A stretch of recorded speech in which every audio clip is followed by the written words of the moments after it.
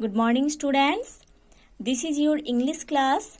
Today in this class, we are going to start chapter 7 in your English grammar book. So students, let's open page number 50 in your English grammar book. See on the top of the page, there is chapter 7. The topic is here, the correct use of prepositions. Okay, here in this chapter, we are going to study about the correct use of prepositions. So students, let's start read. Prepositions of time. We use at when we talk about an exact time. हम at preposition को use करते हैं जब हम किसी exact time के बारे में बोलते हैं. For example, at 6 o'clock, at 9:30. Okay, ये एक एग्जैक्ट टाइम के बारे में बोला जा रहा है, इसीलिए इसके पहले at यूज हुआ है. ठीक है, 6 o'clock जो है ये एक एग्जैक्ट टाइम है, इसके पहले at प्रीपोजिशन का यूज हुआ है. 9:30 एक एग्जैक्ट टाइम है, उसके पहले at प्रीपोजिशन का यूज हुआ है. Festivals and the weekend. Festivals and weekend के पहले at प्रीपोजिशन यूज होती है. For example, at Christmas, at Dussehra, at the weekend. Okay, Christmas, Dussehra ये सब फेस्टिवल्स है, इसीलिए इसके पहले at प्रीपोजिशन का यूज हुआ है. और द वीकेंड उसके पहले भी at का यूज हुआ है. Parts of the day. Without the day का जो पार्ट्स रहता है उसके पहले at यूज होता है. For example, at night, at noon, at midday, at midnight. Okay, so ये सब एक दिन का पार्ट्स है, इसीलिए इसके पहले at प्रीपोजिशन का यूज हुआ है. We use on when we talk about a named day or date. हम on प्रीपोजिशन का यूज करते हैं किसी डे का नेम के पहले या डेट का नेम के पहले हम on प्रीपोजिशन यूज करते हैं. For example, see on Sunday. Sunday एक डे का नेम है, उसके पहले on यूज हुआ है. On 6th October. 6th अक्टूबर एक डेट है, उसके पहले on प्रीपोजिशन यूज हुआ है. Okay, on new years day. Okay, ये जो है न्यू ईयर्स डे, ये एक दिन का नाम है, उसके पहले ऑन प्रीपोजिशन यूज हुआ है. अ named part of a named day. एक दिन का नेम उसके पार्ट का नेम के पहले ऑन प्रीपोजिशन यूज होता है. For example, on Sunday evening, on Saturday night, है ना. ये जो संडे इवनिंग है, संडे एक दिन का नेम है, उसका एक पार्ट है इवनिंग, है ना, उसके पहले ऑन यूज हुआ है. ऑन सैटरडे नाइट, है ना, सैटरडे एक डे का नाम है और उसी का एक पार्ट का नेम है नाइट, है ना, उसके पहले ऑन यूज हुई है. We use in when something happens in a named month or year.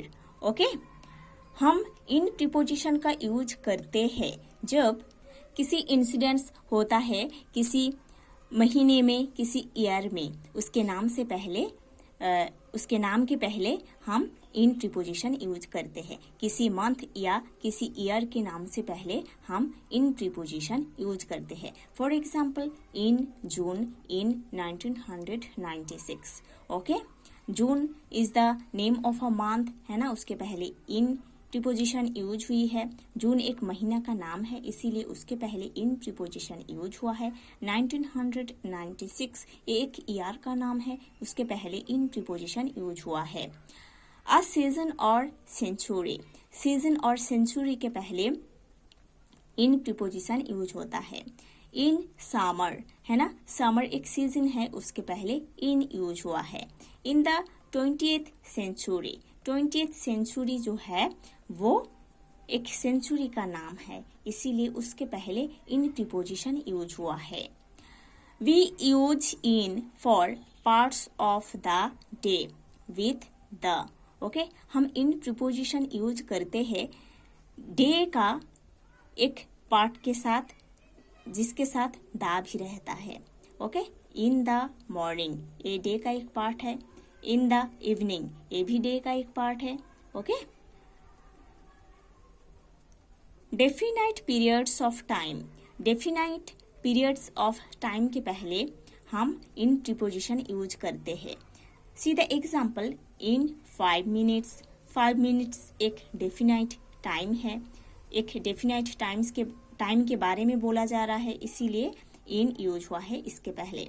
In a few days है ना, डेफिनाइट डेज के बारे में बोला जा रहा है, इसीलिए इन यूज हुआ है। इन 6 वीक्स, डेफिनाइट पर्टिकुलर वीक्स के बारे में बोला जा रहा है, इसीलिए इन यूज हुआ है। इन 2 ईयर्स है ना, एक पर्टिकुलर एक डेफिनाइट ईयर्स के बारे में बोला जा रहा है, इसीलिए उसके पहले इन प्रीपोजिशन यूज हुआ है।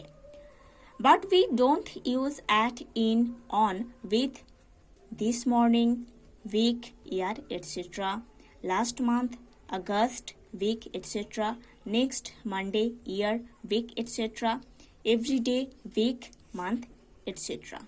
ओके, हम एट, इन और ऑन प्रीपोजिशन को नहीं यूज करते हैं इसके साथ। किसके साथ? This morning, week, year etcetera, last month, August, week etcetera, next Monday, year, week etcetera, every day, week, month etcetera. ये सब के साथ हम कभी एट, इन और ऑन प्रीपोजिशन का यूज नहीं करते हैं। Okay, now see the next page, page number 51.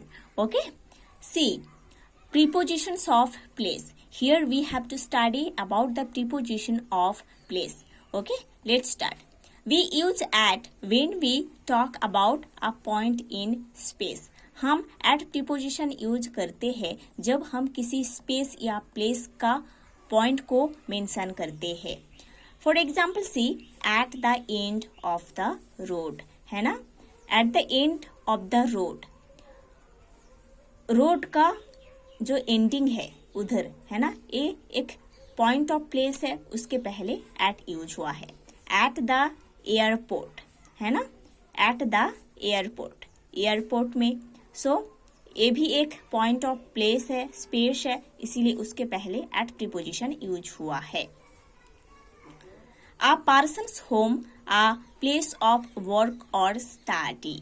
Okay, हम एट प्रीपोजिशन को यूज करते हैं एक पर्सन्स होम के पहले या एक स्टडी प्लेस या वर्क प्लेस के पहले। ठीक है, हम एट प्रीपोजिशन को यूज करते हैं किसी पर्सन के होम के पहले या किसी वर्क प्लेस या स्टडी प्लेस के पहले। For example at school, school है स्टडी प्लेस, उसके पहले एट यूज हुआ है। एट कॉलेज, कॉलेज है स्टडी प्लेस, उसके पहले एट यूज हुआ है। एट होम, होम के पहले एट यूज हुआ है। एट वर्क, वर्क के पहले एट यूज हुआ है। एट द बेकर्स, है ना, ए एक वर्क प्लेस है, उसके पहले एट यूज हुआ है। एट द फैक्ट्री, है ना, ये भी एक वर्क प्लेस है, उसके पहले एट यूज हुआ है। We use in to indicate a point within the area or volume of something. हम इन प्रीपोजिशन को यूज करते हैं ये इंडिकेट करने के लिए कि किसी एरिया के अंदर, है ना, किसी एरिया के अंदर उसको बोलने के लिए, रेफर करने के लिए इन प्रीपोजिशन यूज होती है। For example in bed, in hospital, in the sky, in a dryer, in a newspaper, है ना। Now see, we use on to indicate a position covering, touching or forming part of a surface. Okay? हम on preposition को use करते हैं ऐसे एक position, ऐसे एक कवरिंग पोजीशन, ऐसे एक पोजीशन जो कि हम टच कर सकते हैं, है ना, ऐसे एक पोजीशन के लिए हम ऑन प्रीपोजिशन को यूज कर सकते हैं। ठीक है, हम ऑन प्रीपोजिशन को यूज करते हैं किसी कवरिंग, टचिंग, फॉर्मिंग पोजीशन को, सरफेस को रेफर करने के लिए, ठीक है। Example, a picture on the wall, है ना, वॉल के ऊपर एक पिक्चर है, ए जो सरफेस पार्ट है उसको इंडिकेट किया जा रहा है, इसीलिए ऑन यूज हुआ है द वॉल के पहले। A drawing on the blackboard, है ना, ब्लैक बोर्ड के ऊपर एक ड्राइंग है, ओके। सो ब्लैक बोर्ड के सरफेस में ऊपर में एक ड्राइंग है, इसको रेफर करने के लिए ऑन यूज हुआ है द ब्लैक बोर्ड के पहले। A flower pot on the table, table के ऊपर एक फ्लावर पॉट है ना, टेबल के जो सरफेस है उसके टचिंग में एक फ्लावर पॉट है, इसीलिए द टेबल के पहले ऑन यूज हुआ है। A picture on page 79 page में एक पिक्चर है, okay. We use between to indicate that something is in the middle of two other things. Okay? हमें between यूज करते हैं ये इंडिकेट करने के लिए कि दोनों थिंग्स के बीच में कुछ है, दोनों थिंग्स के बीच में कुछ है, ये इंडिकेट करने के लिए हम between यूज करते हैं। Dolly is sitting between her father and mother.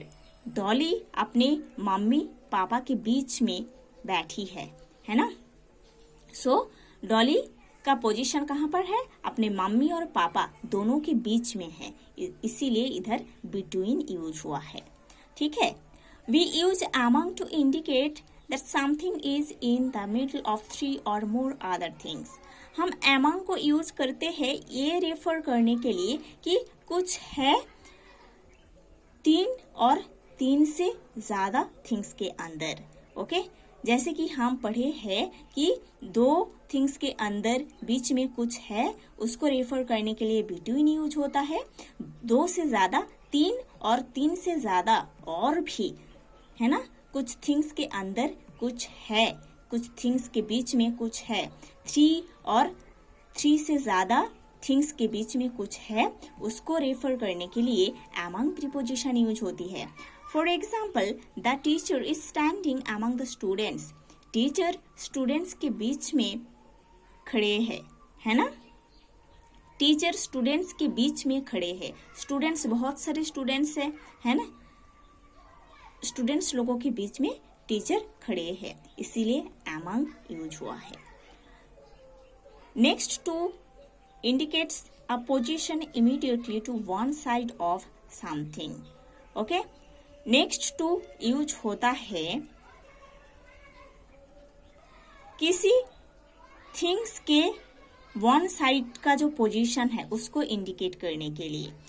किसी थिंग्स का वन साइड का जो पोजीशन है उसको इंडिकेट करने के लिए नेक्स्ट टू यूज होता है।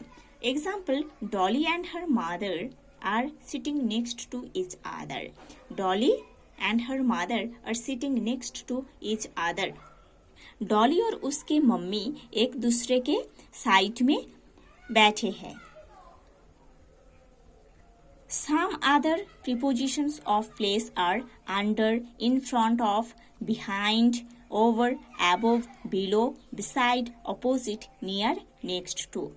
Others जो preposition of place है वो है under, in front of, behind, over, above, below, beside, opposite, near, next to, etc. Okay. Examples are under the bed means bed के नीचे, in front of the mirror mirror के सामने, behind the door door के पीछे, over the counter counter के ऊपर, above the table table के ऊपर, below the chair chair के नीचे, beside the river river के साइड में, opposite the bus stand के opposite साइड में, near the bank next to the station. Okay, so students, you have to study properly. These 2 boxes, those are given in page number 50 and page number 51 about the uses of prepositions. You have to study properly. Then we will do the exercise box from this chapter.